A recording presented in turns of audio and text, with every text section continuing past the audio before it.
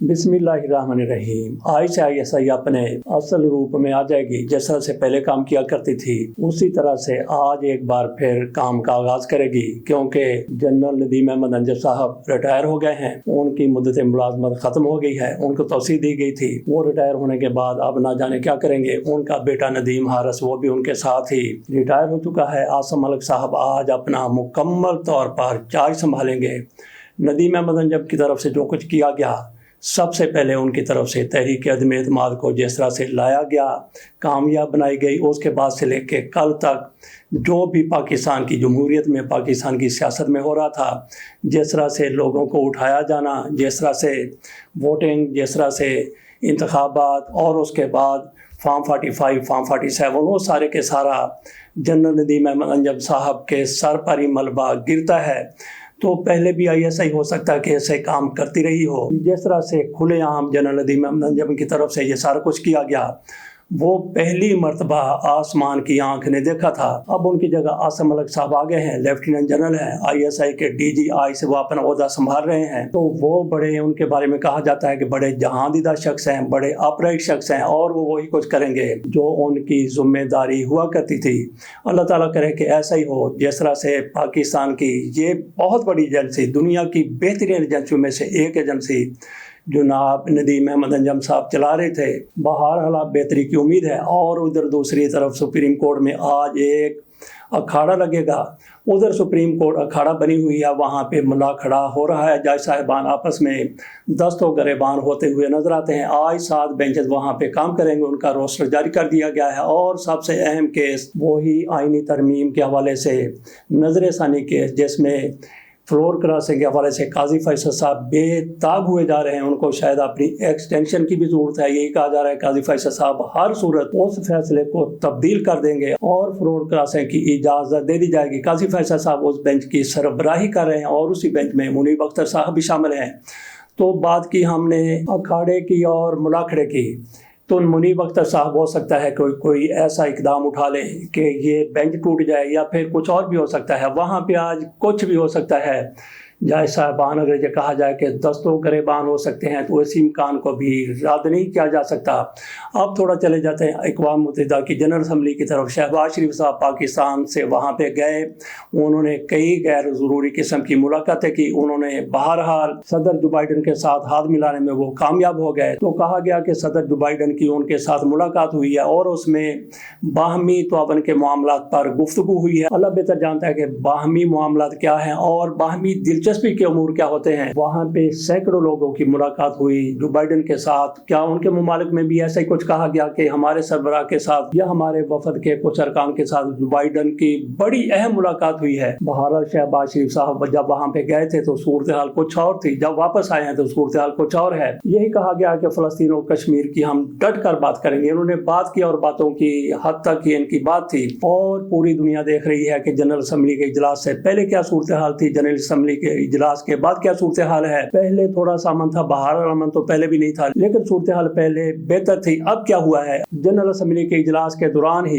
Hezbollah के सरबराह Hasan Nasrallah को शहीद कर दिया जाता है। इससे आप अंदाजा कर सकते हैं कि किस तरह से जनरल असम्बली के इजलास से पहले अमन था, कदरे अमन था, निस्बतन अमन था, लेकिन उसके दौरान और उसके बाद दुनिया किस तरह से बदअमनी की आग में जलती हुई नजर आ रही है। तो शहबाज शरीफ साहब वहाँ पे क्या कर सकते थे। बहरहाल उन्होंने तकरीर करनी थी, तकरीर की और लौट कर अपने घर वापस आ गए। जमात इस्लामी की तरफ से सिविल नाफरमानी का ऐलान कर दिया गया है। हुकूमत की तरफ से इनको चकमा दिया गया था। एक मुआहदा हुआ था बिलों में कमी का, बिजली की कीमतों में कमी का, उस पर हुकूमत की तरफ से अमल नहीं किया गया। तो जमात इस्लामी ने कल लाहौर में एक धरना दिया और उससे खिताब करते हुए अमीरुल मकाम और उससे पहले नायब अमीर जमात इस्लामी लियाकत बलोच की तरफ से कहा गया कि अब हम बिल जमा नहीं करवाएंगे। तो देखते हैं इनकी सिविल नाफरमानी तहरीक किस हद तक कामयाब होती है। गंडापुर की तरफ से बगावत का ऐलान कर दिया गया है और उनके बगावत के ऐलान के साथ ही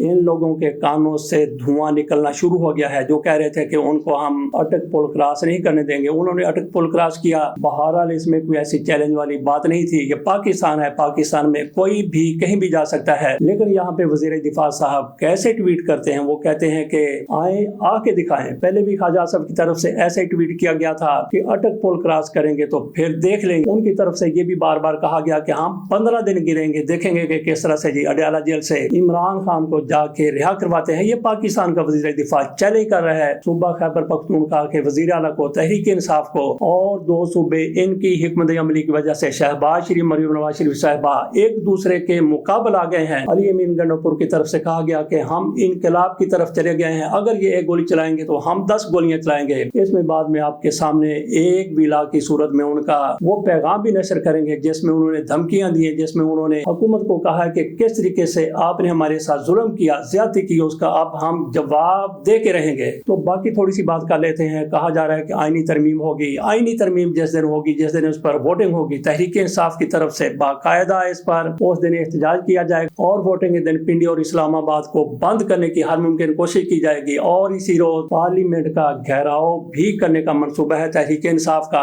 ताकि लोग वहां पे पहुंच के आईनी तरमीम ना कर सके। ये तहरीक इंसाफ की तरफ से एक तरह की प्लानिंग का अभी से आगाज कर दिया गया है और उस रोज इस पर अमल होता हुआ भी नजर आएगा। आखिर में थोड़ी सी बात कर लेते हैं दहशतगर्दी के मुकदमात के हवाले से। दहशतगर्दी के मुकदमात को हमारी हुकूमत की तरफ से एक मजाक बना दिया गया है।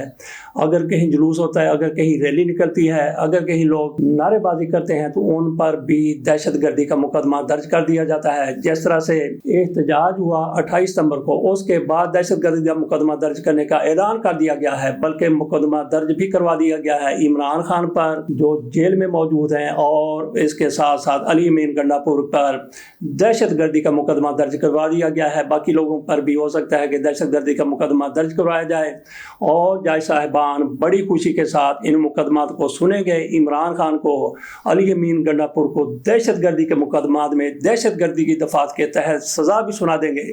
लेकिन जब असल दहशतगर्दों की बात होती है, जो हमले करते हैं, जो पाकिस्तान में तखरीब कारी करते हैं, जब उनके मुकदमात की बात होती है तो यही जज साहिबान जो बड़े तुम तरह के साथ बड़े दबंग लहजे में बड़े जुर्रत का मुजाहरा करते हुए कहते हैं कि हम मुकदमे सुनेंगे इमरान खान के, अली अमीन गंडापुर के, अली गौहर खान के, फलां के फलां के फलां के, लेकिन जब वो मुकदमात आते हैं असल दहशतगर्दों के तो इनकी तरफ से माजरत कर ली जाती है। बहरहाल देखते हैं कि इमरान खान के खिलाफ इस मुकदमे का क्या बनता है। 200 मुकदमात उन पर पहले ही मौजूद हैं। बाकी इमरान खान ने अपने आप को बेहतरीन प्लानर साबित कर दिया है। इमरान खान जिस तरह से टाइमिंग के मुताबिक फैसले करते हैं, उससे उनका एक तो विजन जाहिर होता है और दूसरा उनके जो मुकाबल सियासतदान हैं वो बिल्कुल ही छोटे छोटे नजर आते हैं।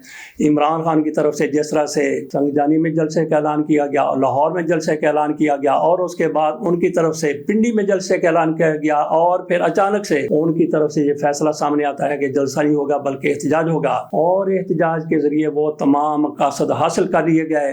तो इमरान खान ने बिल्कुल लोहे को गर्म देखते हुए उस पर हथौड़ा मारा है, मकासद हासिल कर लिए गए। तो आइंदा इमरान खान क्या कॉल देंगे? क्या अपने कारकुनों को कहेंगे कि अडयाला जेल की तरफ आ जाओ, या इमरान खान कोई और प्लानिंग अपने जहन में रख रहे हैं? तो पीपल्स पार्टी की तरफ से, मुस्लिम लीग नून की तरफ से कहा गया, शर्जील मेमन ने आज ही कहा है कि इमरान खान जेल में बैठकर अफरा तफरी फैला रहे हैं। भी अगर इमरान खान जेल में बैठ के भी अफरा तफरी फैला रहे हैं तो फिर क्या कहा जाए आप लोगों को? तो फिर इमरान खान को आपने और कहाँ पे पहुँचाना है ताकि आप अमन के साथ, आराम के साथ हुकूमत कर सकें? आसिन इकबाल की तरफ से कहा गया था कि अगर पाकिस्तान में अमन लाना है, अगर पाकिस्तान ने तरक्की करनी है, अगर पाकिस्तान में जमहूरियत ने चलना है तो फिर इमरान खान को 5 साल के लिए जेल में ही रखा जाए।